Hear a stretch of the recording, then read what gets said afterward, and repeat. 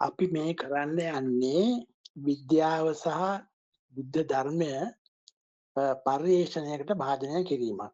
ඒ කියන්නේ හුඟක්ම ගැඹුරු බුද්ධ ධර්මයේ ඇති හුඟක්ම ගැඹුරු අදහස් ටිකක්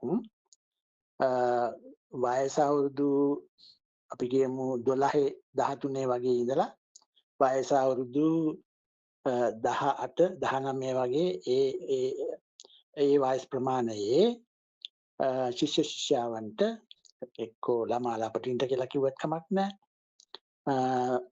ඉතා ගැඹුරු ධර්මය බුද්ධ ධර්මයේ සහ බුද්ධ ධර්මයේ කරුණු සහ විද්‍යාත්මක කරුණු ඊට සම්බන්ධ හැම දෙයක්ම නෙවෙයි ඊට සම්බන්ධ විද්‍යාත්මක කරුණු සරලව ඉදිරිපත් කරන්න පුළුවන් කොහොමද කියලා ඒ පිළිබඳ පරිශීලනයක් කරන්නයි අපි මේ උත්සාහයක් දරන්නේ.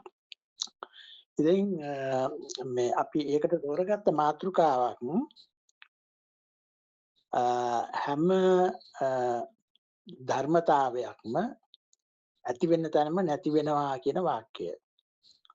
සෑම ධර්මතාවයක්ම ඇති වෙන තැනම නැති වෙනවාය කියන වාක්‍යය තමයි කොච්චර දුරට තේරෙනවද කොච්චර දුරට ඒක ධර්මානුකූලවද කොච්චර දුරට ඒ වාක්‍ය විද්‍යාත්මකද කියලා අපි කතා කරනවා අදහස් ඉදිරිපත් කරනවා. ඉතින් මේක අහන මේ වීලොග් එක අහන බවතුන් ළමාලාපටි සහ වැඩිහිටි අය වුණත් ප්‍රශ්න තියෙනවා නම් ඒ ප්‍රශ්න ඉදිරිපත් කරන්න අපේ කමෙන්ට්ස් වලින්. එතකොට ඒවට උත්තර දෙන්න පුළුවන් ඊළඟ ප්‍රෝග්‍රෑම් එකක. මම පොඩි කතාවක් කියන්නම්. මේ කතාව උදාහරණ කතාවක්. හුඟක් දුරට ධර්මතාවක් කියන එක සහ සෑම ධර්මතාවයක්ම ඇති වෙන තැනම නැති වෙනවා කියන අදහසත් මේ කතාව ඇතුළට ගැබ් වෙලා තියෙනවා. පොඩි කතාවක් මේක විනාඩි 2-3ක් හරි විනාඩි 5ක් විතර හරි යාවි. බොහොම කෙටි කතාවක්. අපි ගනිමු යකඩ බෝලයක් අර දොඩංගෙඩියක් විතර සයිස් අර යගුලිය වීසි කිරීමේ තරගයට ගන්න සයිස් එක වගේ. ඒක අරගෙන අපි එක පැත්තක් සුදු පාටෙන් පාට කරනවා අනිත් පැත්ත කළු පාටෙන් පාට කරනවා. එතකොට හරියට සමානව එක පැත්තක් කියලා කියන හරියටම 50%ක් භාගයක්ම සුදු පාටයි අනිත් භාගේ කළු පාටයි. දැන් හිතා ගන්න මේක මේ මනස සම්බන්ධව කතාවක් මේක. මනසින් තමයි මේ කතාව යන්නේ. මේක කරන දේවල් අපි කරන්නේ නැහැ ක්‍රියාත්මකව. තැන් වලට ගිහිල්ලා නැහැ. මේ ඉන්න තැනම වාඩි වෙලා ඉන්නවා නම් වාඩි වෙලා ඉඳගෙන ඉන්න තැනම නිශ්ශබ්ද තැනක් තෝරගත්තොත් හොඳයි. අපි හිතා ගන්න. ඒ විදිහට මේක හිතනවා විතරයි. අන්තිමේදී මේ සිතුවිලි දාමේ අන්තිම වෙන්නේ නර සෑම ධර්මතාවයක්ම ඇති වෙන තැනම නැති වෙනවාය කියන අදහසට එන්නේ. ඒක කොච්චර දුරට සාර්ථකව කරන්න පුළුවන්ද? කොයි වයස්වල අයටද මේක හොඳට බලන්න පුළුවන් වෙන්නේ? ඒ විදිහටම ලොකු ප්‍රශ්න ඇති වෙන්නේ කොයි කට්ටියටද? ප්‍රශ්න ඇති වෙලා ඒ ප්‍රශ්නය निराකරණය කරගන්නම බැරි වෙන්නේ කාටද? මේ වගේ දේවල් මේ කමෙන්ට්ස් වලින් සොයා ගන්න පුළුවන්. හැබැයි හැම කමෙන්ට් එකකටම ප්‍රශ්නයක් තියෙනවා නම් ඒ ප්‍රශ්නෙට උත්තර දෙන්නත් අපි බලාපොරොත්තු වෙනවා. එතකොට ඒ විතරක් නෙවෙයි මේ ධර්මය බුද්ධ ධර්මයට සම්බන්ධ වෙන්නේ කොහොමද? විද්‍යාවට සම්බන්ධ වෙන්නේ කොහොමද කියලා ඒවත් සාකච්ඡාවට භාජනය වෙනවා. ඒකත් මේ පරිශ්‍රණයේ තව අංග. ඉතින් කතාව අර යකඩ බෝලය අපි හිතා ගන්න කන්දක් උඩට ගෙනියලා අපි මේක සිතුවිලි දාමයක් විතරයි. කන්දක් උඩට ගිහිල්ලා මේක රෝල් කරලා බෝල පෙරලලා අරිනවා කියලා පොළව දිගේ ටිකක් තල්ලු කරලා එක්ක වීසි කරලා සුළු දුරක් වීසි කළා හරි. ඉතින් අපි හිතා ගන්න ඕන ගස් වැල් නැහැ, පඳුරු නැහැ. මේ අපි තෝරගත්ත තැන බොහොම සමතලයි. පුංචි පුංචි ගල් බොරළු තිබුණාට නම් කමක් නැහැ කියලා හිතා ගන්න. මේක දැන් රෝල් වෙවි යනවා. එතකොට අපිට හිතා ගන්න පුළුවන් කරුණු කීපයක් සිද්ධ වෙනවා දැන්. ප්‍රධානම කාරණේ තමයි අපිට පේන සුදු කළු මාරු වෙනවා. ඉතින් ඔන්න සුදු ඔන්න කළු කිය හිතන්න පුළුවනි. ටික වෙලාවක් යනකොට එහෙම හිතන්න බැරි වේගයක් වෙනවා නේද? ඒ ඇති වෙන ඒ තත්වයේදී අපිට පේන්නේ අපිට ඒ යකඩ බෝලය පුංචි වෙනවා. ඈතට යන්න පුංචි වෙනවානේ. ඔය අහස යාත්‍රාවක් වුණත් ඈතට යන්න පුංචි වෙලානේ පේන්නේ වගේ. ඉතින් ඒ අතරේ වේගයත් වැඩි වෙනවා. දැන් එතකොට කළු සුදු ભેදේ හුඟක් දුරට නැති වෙලා ටිකක් අලු පාටක් වෙලා තියෙන්නේ. මොකද මේ කළු සුදුයි දෙක කලවම් වුණාම ටිකක් අලු පාටක් වගේ තමයි එන්නේ පේන්නේ. ඒ වේගය වැඩි වීම නිසා. ඉතින් එහෙම හිතන අතරතුරේ අපි හිතා ගන්න ඕනේ මේක ඇත්තටම පුංචි වෙනවා කියලා. එහම ඈතට යන්න පුංචි වෙලා පේන එක ඇත්තක් කියලා. ඇත්තට පුංචි වෙනවා කියලා. මොකද මේ අන්තිමට සිද්ධ වෙන දෙයට මේක හුඟක් වැදගත්. එහෙම හිතන එක. ඒකට පුංචි වීමත් එහෙමයි අර කළු සුදු මාරු වීමත් වේගය වැඩි වෙලා යනවා. ඒ වගේම මේ එතකොට දුර අපි අතර තියෙන දුර වැඩි වෙලා යනවා. ඉතින් එහෙම කල්පනා කරගෙන ඔහොම හිතනකොට අපි හිතමු අදක්ම දහස් ගාණක් ඈතට ගියා කියලා. යම් කිසි වේලාවක වේගයක් වැඩි වෙන නිසා ඒ පුදුමාකාර විදිහට වේගය වැඩි වෙලා එතකොට වේගය වැඩි වෙනවා කියලා කියන්නේ අර කැරකෙන වේගයක් වැඩි වෙනවා. ඉතින් අපි සීමාවක් දාමු. දැන් මේ සීමාව හිතා වැදගත්, ධර්මානුකූලවත් වැදගත්, විද්‍යාත්මකවත් වැදගත්. අන්න ඒ සීමාව. ඒක අපි කියනවා ඉංග්‍රීසියෙන් කියොත් ලිමිට් කියලා. ලිමිට් එක. ඊට වඩා වෙනස් වෙන්න බෑ. එතනින් එහාට යන්නත් බෑ. එතනින් එහාට වේගය වැඩි වෙන්නත් බෑ. පුංචි වෙලා ගිහිල්ලා එතනින් එහාට පුංචි වෙන්නත් බෑ. අන්න ඒක තමයි සීමාව. ඒ සීමාව හිතා ගන්න පුළුවන් නම් අන්න ඒක තමයි මේ අපේ අභ්‍යාසයේ තියෙන වැදගත්ම තැන. ඒකට මේ අභ්‍යාසය මේ සිතුවිලි දාම ඉවර විය යුත්තේ යම් කිසි අදහසකට ඇවිල්ලා. ඉතින් අපි ඒ අදහස අපි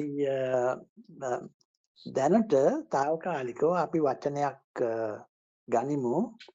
ඉංග්‍රීසියෙන් වචනයකුයි සිංහලෙන් වචනයකුයි ගනිමු. මේවා ඇත්ත වචන නෙවෙයි. නමුත් මේ අපේ පරිශ්‍රණයට අපි දැනට తాවකාලිකව යොදාගත්ත වචන. අපි කියමු අන්තිම තත්වයට ක්වොන්ටම් කියලා. ඉංග්‍රීසියෙන් ක්වොන්ටම් කියලා කියමු. සිංහලෙන් කලාප කියලා කියමු. ඒතකොට සිංහල වචනේ කලාප. මේ කලාප වල ඉංග්‍රීසි වචන නෙවෙයි ක්වොන්ටම් මං කියවනේ ඉස්සෙල්ලා. ඒක අපි తాවකාලිකව අපි නිකන් වචන දෙකක් අවශ්‍ය නිසා දාගත් එකක්. ඒක නිසා මේක විවේචනයට ලක් කරන්න එපා කරුණා කරලා. මේක අපි දැනට తాවකාලිකව මීට වඩා එහාට සාකච්ඡා කරන තාක්කල් తాවකාලිකව දාගත්ත වචන කාවත් රවට්ටන්න දාගත්ත වචන නෙවෙයි. හොඳද? මේක తాවකාලිකව ඒ අවසාන තැනට දාගත්ත අපි අඳුනා ගන්න එපා නේද? ඒ අඳුනා ගැනීමේ දෙයක් නිසා.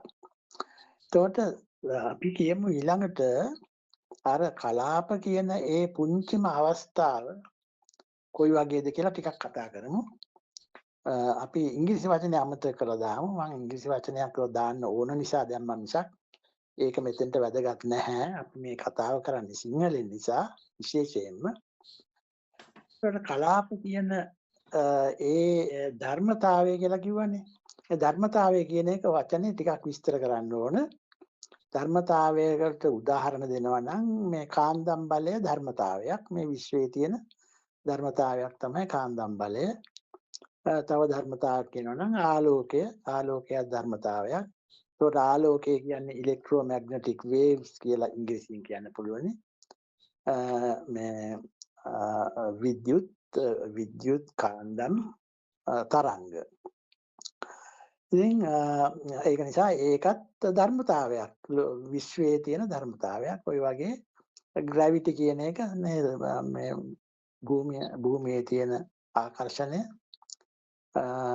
ධර්මතාවයක් කියලා කියන්න පුළුවන්. ඔය විදිහට ඒ වගේ උදාහරණ මේ උදාහරණ සම්පූර්ණයෙන්ම 100% නිවැරදි වෙන්න පුළුවන්. එහෙම නැත්නම් පොඩ්ඩක් මේ මොකක් හරි විශේෂ වැරදි තියෙන්නත් පුළුවනි. නමුත් මේ අපි తాවකාලිකව අපිට මේ සාකච්ඡාව දිගටම කරගෙන යන්න ඕන නිසා අපි මේ తాවකාලිකව අදහස් ටිකක් ගොනු කිරීමයි කරන්නේ. ඉතින් ධර්මතාවය කියන වචනයක් වශයෙන් ඒක ඊට වඩා අපිට අවශ්‍ය වෙන්නේ. මොකද දැන් අපි ධර්මතාවයක් කියන එක ටිකක් පැහැදිලි කරන්න ඒ උදාහරණ දුන්නේ. එතකොට මේ අර පුංචිම අර යකඩ බෝලේ පුංචිම අවස්ථාවේදී අපි කියනවා ඒක ධර්මතාවයක් වුණා.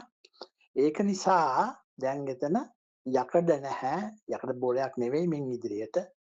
ඒ විදිහට හිතන්න ඕන. ඒ වගේම බර පුංචි වෙලා ගිලා බර අඩුකමත් ලිමිට් එකට ගිහිල්ලා තියෙන්නේ. එක්තරා ලිමිට් එකකට සීමාවකට ගිහිල්ලා තියෙන්නේ. ඒ වගේම අර සුදු කළු ભેදය තමයි මෙතෙන්දී හුඟක් හිතට ගන්න අමාරු දේ. මොකද ඒ කොච්චර අපි මුලින් ගත්ත යකඩ ගුලිය කොච්චර පුංචි වෙලා ධර්මතාවයක් වුණාද කිව්වොත් මේ ධර්මතාවයේ හැටි තමයි සුදුයි කළුයි දෙකම එකතු වෙනවා. ඒ තරම් පුංචි. ඒක නිසා අර පැත්තක් කියලා එකකුත් නැහැ.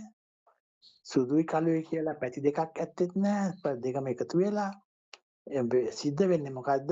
සුදුයි කළුයි මාරු වීම තාමත් තියෙනවා. නමුත් ඒ තරම් කොච්චර වේගයකින් ඒක මාරු වෙනවද කියලා කිව්වොත් අර සුදු පාට එන තැනම කළු පාට එනවා. කළු පාට ඊට පස්සේ එන තැනම සුදු පාටත් එනවා. මේ දෙකේ මාරු වීම ඒ තරම්ම වේගවත්. එතකොට අපි කියනවා ඒක නිසා මේ ධර්මතාවයේ මේ කලාප කියන අපි සිංහලෙන් නම දැම්මනේ කලාප කියලා. මේ කලාප කියන ධර්මතාවයේ විශේෂත්වය තමයි සුදු පාට වෙනකොටම කළු පාට වීම, කළු පාට වෙනකොටම සුදු පාට වීම. දැන් අපි තවත් පොඩි ගැටලුවක් ලියා ගන්න තවත් පොඩි වෙනසක් කරනවා. අපි සුදු පාටට කියනවා ඇතිවීම කියලා, කළු පාටට කියනවා නැතිවීම කියලා.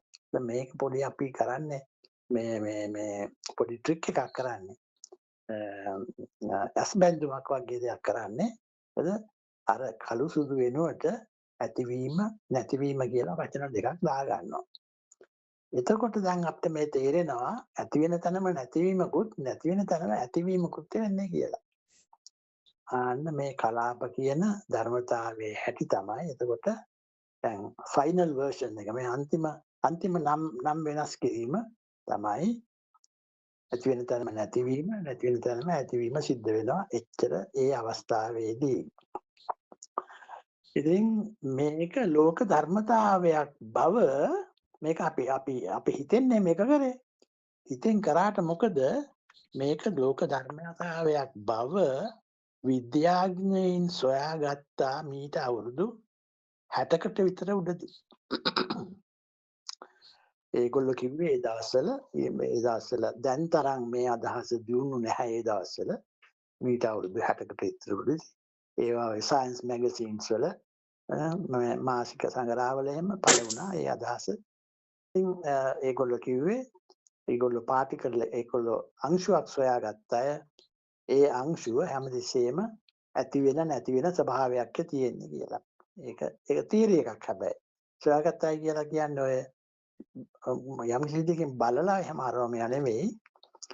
දැන් තරම් දියුණු නැහැ. දැන් නම් මේ වගේ පාටිකල්ස් දිහා බලනවා කියලා කියන්නේ ඡායාරූප ගන්න පුළුවන්කම තියෙනවා. අර මේ කොලයිඩර් කියලා පාටිකල් කොලයිඩර් කියලා යන්ත්‍රයක් නිපදවලා තියෙනවා. ඒකේ හුඟක් පාටිකල්ස් සොයාගෙන තියෙනවා. ඊපස්සේරම ඇති වෙන විටම නැති වෙනවා. එතකොට සොයාගෙන තියෙනවා තප්පරෙන් කොච්චර කෝටියකින් පංගුවක්ද ඒ පාටිකල්ස් මේ ඇති වෙලා තියෙන්නේ කියලත්.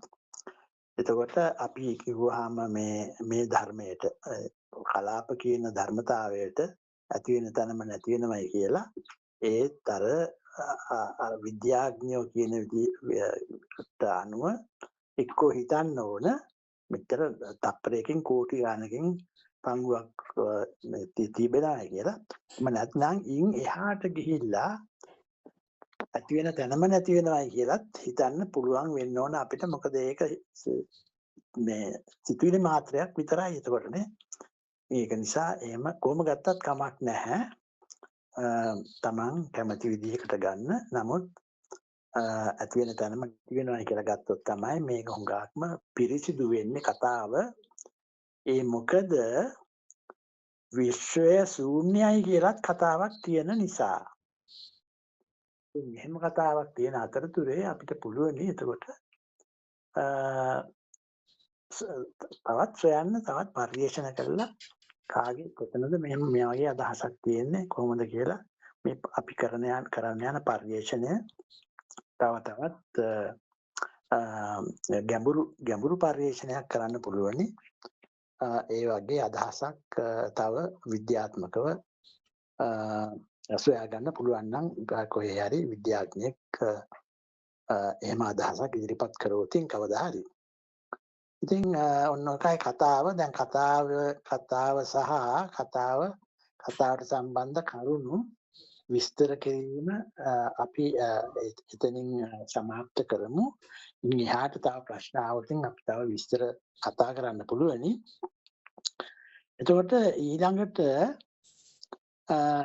අපි බලමු මේක ධර්මයට අනුව ඉදිරිපත් වෙච්ච අදහසක්ද, එහෙම තියෙනවා නම් දැන් විද්‍යාඥයන්ගේ පැත්තට අපි කියවන්නේ නේද මීට වඩා එහාට අපිට සාකච්ඡා කරන්න විද්‍යාත්මක කරුණු ටිකක් බරපතල වැඩි. ඒක නිසා අපි ක්වොන්ටම් කියන වචනේත් අපි අතහැරලා දැම්මනේ තාවකාලිකව. ඉතින් මේ යම්කිසි කෙනෙක් යම්කිසි මේක බලන කෙනෙක් කැමති නම් කමෙන්ට් වලින් තව මීට වඩා ගැඹුරු අදහස් ඉදිරිපත් කරන්න ක්වොන්ටම් සම්බන්ධව අපි ඒක බොහොම ගෞරවයෙන් බොහොම නිහතමානීව පිළිගන්න කැමතියි. මොකද අද සාකච්ඡාවට අපි ඒක ඒ විදිහේ ගැඹුරෙන් ඊට වඩා අපි දැනට ඉදිරිපත් කරාට වඩා ගැඹුරෙන් ගන්න අවශ්‍ය නැති නිසා. ඉතින් ධර්මයට අනුව මේ කලාප කියන මේ ධර්මතාවය ඒක තව ටිකක් විග්‍රහ කරමු. ඒකට ප්‍රධාන කාරණේ තමයි ඇති වෙන තැනම නැතිවීම. එතකොට මේකේ ගතිය, එතකොට මේකේ එකම ගතිය කියලා කියන්න පුළුවනි. තවත් ගති තියෙනවා. අපි කියමු බර නැතිකම කියලා ගත්තොත් එහෙම දේවල් අපි අවශ්‍යත් නැහැ. අවශ්‍ය වුණොත් ඒවත් සාකච්ඡා කරලා බලමු. එතකොට මේ ඇති වෙන තැනම නැතිවීම තමයි ප්‍රධානම ප්‍රතිපත්තිය. ඒ කලාප කියන ධර්මතාවයේ ප්‍රධානම ප්‍රතිපත්තිය ඇති වෙන තැනම නැතිවීම. දැන් මේක ධර්මයට අනුව කොහොමද තව විග්‍රහ කරන්නේ? එක විග්‍රහයක් ගත්තොත් මෙහෙම කියන්න පුළුවනි. ඇහැට වැටෙන ආලෝකය එන්නේ ඇති වෙන තැනම නැති වෙවි කියලා කියන්න පුළුවනි. බලන්න හුඟක් ගැඹුරට දැන් යනවා නේද? හුඟක් ගැඹුරට යනවා දැන්. අද ආලෝකය සම්බන්ධව විද්‍යාත්මකව දන්නවනම් අන්න එහෙම දැනුමක් තියෙන අයට මේක දැන් ටිකක් තේරෙනවා. එහෙම නැත්නම් ටිකක් තේරුම් ගන්න අමාරුයි. මොකද අපිට සාකච්ඡා කරන්න වෙනවා. තේරුම් ගන්න අමාරු නිසා අපිට සාකච්ඡා කරන්න වෙනවා. ඒක නිසා අපි කෙටි අදහසක් ගනිමු ආලෝකය සම්බන්ධව. ආලෝකය ඇහැට වැටෙන එක ඊට පස්සේ සාකච්ඡා කරමු. ආලෝකය ඇහැට වැටිලා මොකක්ද වෙන්නේ කියලා ධර්මයට අනුව විද්‍යාත්මකව අපි දන්නවනේ නේද? ඇහැ ඇතුලේ ඡායාවක් වැටෙනවා. ඒවා සේරම දන්නවනේ අපි. ඇතුලේ තියෙන නර්ව් සම්බන්ධව නර්ව්ස් වලින් ඒවා සොයා ගන්නවා, දැනගන්නවා, දැනගෙන ක්‍රියාත්මක වෙනවා. පස්සේ දන්නවා අපි ටිකක් වගේ. ධර්මයට අනුව අපි සාකච්ඡා කරමු. අපිට අවශ්‍ය මේ පර්යේෂණයට මේ අපේ අපි මේක තේරුම් ගන්න කොහොමද වෙන පර්යේෂණය තමයි අපි දැන් ධර්මයේ පැත්තෙන් බලන්නේ. ඉතින් ආලෝකය එන ආලෝකයන වේගය එහෙමත් අපි දන්නවනේ නේද විද්‍යාත්මකව. ඒක අපිට මෙතනට අවශ්‍ය නැහැ. අපිට අවශ්‍ය අර ඇහැට වැටුනහම සිද්ධ වෙන දේවල් ටිකක් ධර්මාන්විතව සාකච්ඡා කරන්න. බොහොම ටිකයි අපි සීමා කරන වෙලාව, අපි ගත කරන වෙලාව සීමා කරන්නත් අවශ්‍යයි. මොකද කමෙන්ට්ස් වලින් අපිට මින් ඉදිරියට යන්න පුළුවන් නිසා. ඉතින් අපි කමෙන්ට්ස් බලලා ඒවට පිළිතුරු සපයලා ඒක ඒ විදිහට කරගෙන යමු. ඉතින් ආලෝකය එතකොට එන්නේ ඇති වෙවි නැති වෙවි. එහෙම කියමු දැනට. අපිට කියන්න බෑ ඇති වෙන තැනම නැති වෙනවා කියලා කියන්න බෑ. මොකද අපි දන්නවා ඒකේ ශක්තියක් තියෙනවා. නැති වෙනවා කියලා කිව්ව හැටිම ප්‍රශ්න මතුවෙනවා නේද? ශක්තියක් තියෙනවා නම් ශක්තිය නැති වුණේ කොහොමද කියලා. නමුත් අපි අමතක කරන්න හොඳ නැහැ. ඇති වෙලා නැති වෙනවයි කියපු එක මීට අවුරුදු 60කට විතර ඉස්සෙල්ලා විද්‍යාඥයෝ හොයාගත්තා. ඒකත් අමතක කරන්න හොඳ නැහැ. දැන් ඒකත් සිහියේ තබාගෙන ඕන අපි මේවා කතා කරන්න. එතකොට අපි හැබැයි අපි දැනට හිතමු ඇති වෙලා නැති වෙනවා කියලා. එතකොට වේව්ස් වලට වෙන්නේ ඒක. අන්න ඒක මේ දැන් මුහුදු රැළ වුණත් මුහුදු රැළ ඇති වෙනවා නැති වෙනවා. ඒකට හැබැයි ලොකු වෙලාවක් ගත වෙනවා. ඊට වඩා අපි ගත්තොත් ඇති වෙලා නැති වෙලා යන දේවල් මේ මොකක් හරි අපි කියමු ශබ්දයක්.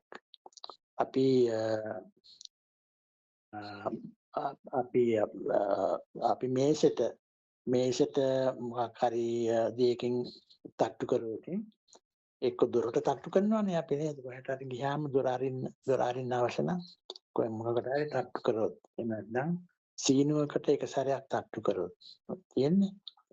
ඒකට ඒවයිදී ඒ චලනය ඇති වෙවි නැති වෙවි යන්නේ.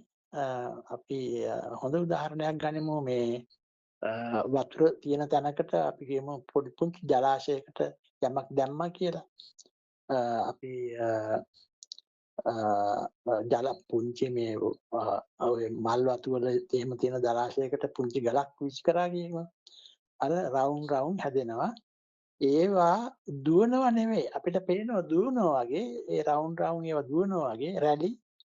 නමුත් ඒ රැලි දුවන්නේ නැහැ. රැලි එතන වතුරේ වෙන්නේ වතුර දුවන්නේ නැහැ, රැලි දුවන්නේ නැහැ. දුවනවා වගේ පෙනුනට මොකද ඒ රැල්ලේ ෂේප් එක ඈතට යනවා. රැල්ල ලොකු වෙවි ඒ රවුම. නමුත් වෙන්නේ වතුර උස් පහත් වීම විතරයි. පුංචි මොනවා හරි කුඩු වර්ගයක් එකට වීසි කරොත් ඒ කුඩු වලින් බලා ගන්න පුළුවනි. අපි කියමු ලී කුඩු අහුරක් වගේ එකක් වීසි කරා කියලා.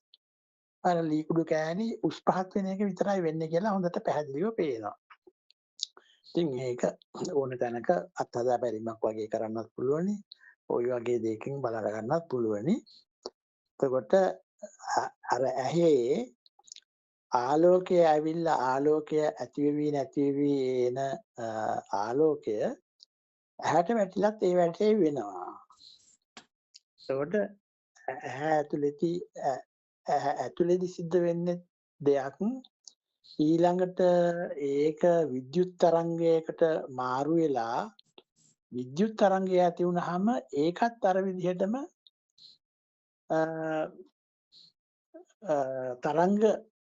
තරංග විදිහට තමයි වැඩ කරන්නේ, ක්‍රියා කරන්නේ. එතකොට දැන් මේක එන්න ටිකක් ව්‍යාකූල වෙනව නේද? ඉතින් අපි අන්න ඒක කියලා අපි අදට නවත්තන්න උත්සාහ ගනිමු. එතකොට අපි මුලින්ම සාකච්ඡා කරේ අර යකඩ බෝලේ එක්තරා සීමාවකට ගියාම ඒ සීමාවේදී මේක ධර්මතාවයක් බවට පත් වෙනවා. අපි හිතෙන් බැලුවා ඒ ධර්මතාවය දිගටම අපි කළු සුදු ભેදය වෙනස් කරා ඇතිවීම නැතිවීම කියලා. දැන් අද එතකොට මේ සාකච්ඡාව කියලා කියමු. සාකච්ඡාව අපි මේ අදහස් ඉදිරිපත් කරනවා. ඒකට පිළිතුරු වශයෙන් අපෙන් ප්‍රශ්න අහනවා. එතකොට මේක සාකච්ඡාවක් වෙන්නේ එහෙමයි. ඉතින් අද සාකච්ඡාවේ ප්‍රධාන පරමාර්ථය තමයි අර ඇති වෙන තැනම නැතිවීම අපිට මනසින් බලන්න පුළුවන්ද කියන එක. මේ විදිහට හුඟක් ගැඹුරට මේක හිතුවාම තමයි අපිට ඊළඟ ලෙවල් එකට ඊළඟ තත්වයක් අපිට ගැඹුරු තත්වයක් නිර්මාණය කරන්න පුළුවන් වෙන්නේ. ඉතින් මම හිතනවා මේ අද එක්තරා අදහසක් යම් විදිහේ අදහසක් ඉදිරිපත් වුණා කියලා සාකච්ඡාවට තව දිගට ගෙනියන්න සාකච්ඡාව. ඒ වගේම ප්‍රශ්න අහුවකින් කමෙන්ට්ස් වලින් ප්‍රශ්න අහුවකින් ඒවටත් අපි උත්තර දෙන්න බලාපොරොත්තු වෙනවා. ඉතින් මෙතනින් එහෙනම් අද සාකච්ඡාව අපි සමාප්ත කරමු.